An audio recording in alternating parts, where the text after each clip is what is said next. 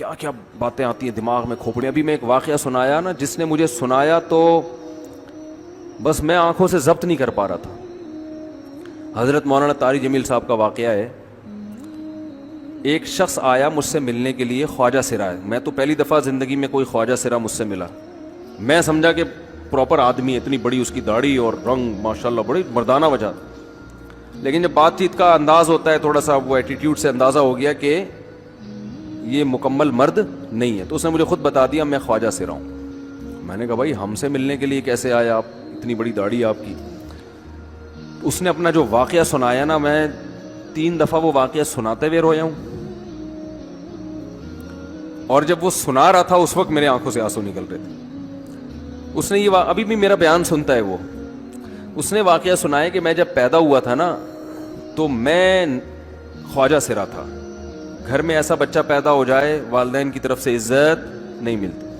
جب 10-12 سال کا ہوا تو نہ بھائی مجھے عزت دے رہا ہے اور نہ میرا والد مجھے عزت دے رہا ہے. میں بھائی کے ساتھ کہتا ہوں مجھے باہر لے کے جاؤ تو وہ کہتے ہیں لوگ میرا مذاق اڑائیں گے تمہیں دیکھ کے. ظاہر ہے اس کی حرکتیں تھوڑی زنانہ لڑکیوں والی حرکتیں ہوتی ہیں. اور والد بھی کہیں محفلوں میں نہیں لے کے جا رہے, ایک مذاق اڑایا جاتا ہے. کہنے ایک دفعہ میں کہیں گزر رہا تھا تو یہ جو ہوتے ہیں نا خواجہ سراؤں کی پوری ایک جماعت تھی, انہوں نے مجھے پہچان لیا, دیکھا اتنا اچھا. اس وقت نہ اس کی داڑھی اور یعنی اس میں خواتین والی ہی علامتیں تھیں زیادہ. تو انہوں نے مجھے کہہ رہے ہیں اتنی عزت دی, کھانا کھلایا اور اپنے گرو کے پاس لے کر گئے. اور گرو نے کہا کہ تم ہمارے ایجنٹ بن جاؤ, ہم تمہیں پھر اب ڈانس ماس کروائیں گے, آدھے تمہارے آدھے ہمارے, جو بھی اس کا سیٹ. کہہ رہے مجھے پہلی دفعہ کہیں عزت ملی. تو لیکن میرے ابا کو پتہ چل گیا تو ابا نے لا کے طبیعت سے کوٹ دیا, ٹھیک ہے نا, کہ دوبارہ ان میں نہیں بیٹھنا. ٹھیک ہے ہم نے توبہ کر لی بھائی, یہ برے لوگ ہیں, ڈانس ماس اچھی چیز نہیں ہے, ٹھیک ہے.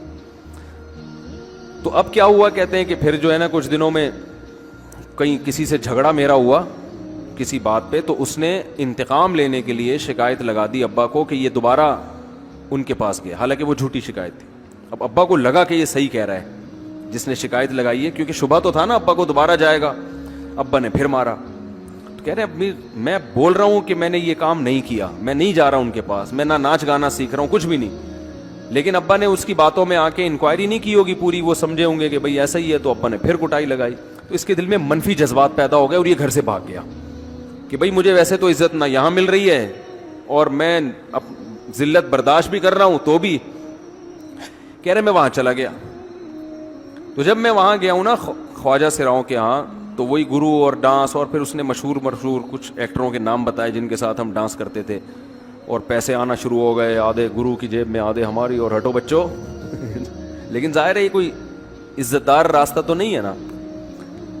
کہہ رہے ہیں کہیں سے تبلیغی جماعت میں حضرت مولانا طاری جمیل صاحب آ گئے, انہوں نے اجازت مانگی, ہمارے گرو کو پیغام بھیجا بھائی مجھے ایک دفعہ یہاں آ کے دعوت دینے دو. اس نے اجازت دے دی, آ جاؤ بھائی. بیان کیا, ان کو سمجھایا بھائی یہ زندگی نہیں ہے, اللہ کی سیروزے کے لیے بہرحال ترغیب دی. کہہ رہے ہیں میں تیار ہو گیا, باقی لوگ تیار نہیں ہوئے, میں تیار ہو گیا. کہہ رہے میں نے گرو سے اجازت لی, اس نے کہا جاؤ لگا لو سیروزہ. تو کہتا ہے کہ جب میں حضرت کے گھر پہ گیا ہوں نا, تو حضرت پہلے سے دروازہ کھول کے ایسے انہوں نے دونوں بازو پھیلائے ہوئے تھے استقبال کے لیے, پہلے سے کھڑے ہوئے تھے علماء کے ساتھ. کہتے اتنے مشہور آدمی, اتنی بڑی سیلیبریٹی, اور اتنے بڑے بڑے علماء, ان کی پگڑیاں, ان کے اتنا خوبصورت لباس, جو خود عزت دار لوگ ہیں. کہہ رہے ایسے جو ہے نا میرے استقبال کے لیے دونوں بازو پھیلا کر کھڑے ہوئے, اور ایسے مجھے بیٹا بنا کے نا اپنے سینے سے لگایا کہ تو میرا بیٹا ہے. کہہ رہے خدا کی قسم مجھے زندگی میں پہلی مرتبہ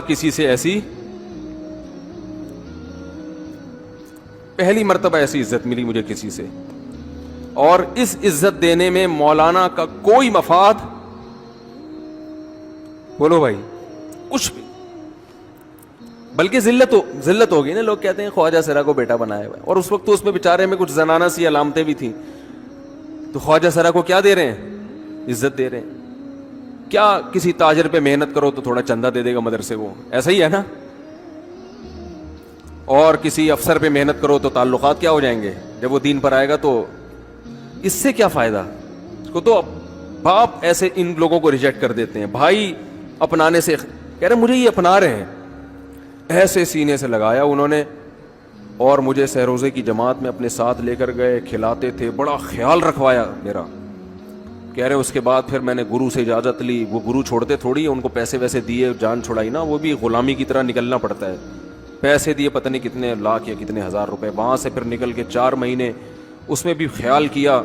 تو پھر تبلیغ کے بزرگوں سے ملا, پھر انہوں نے پورا مجھے بتایا کہ بھائی تم یہ علاج کرو تاکہ تمہارے اندر یہ زنانہ علامتیں ختم ہو. تو وہ علاج کر رہا تھا ماشاءاللہ, اس انجیکشن لگے, انجیکشن میں ڈاکٹروں کی بھی مدد کروائی.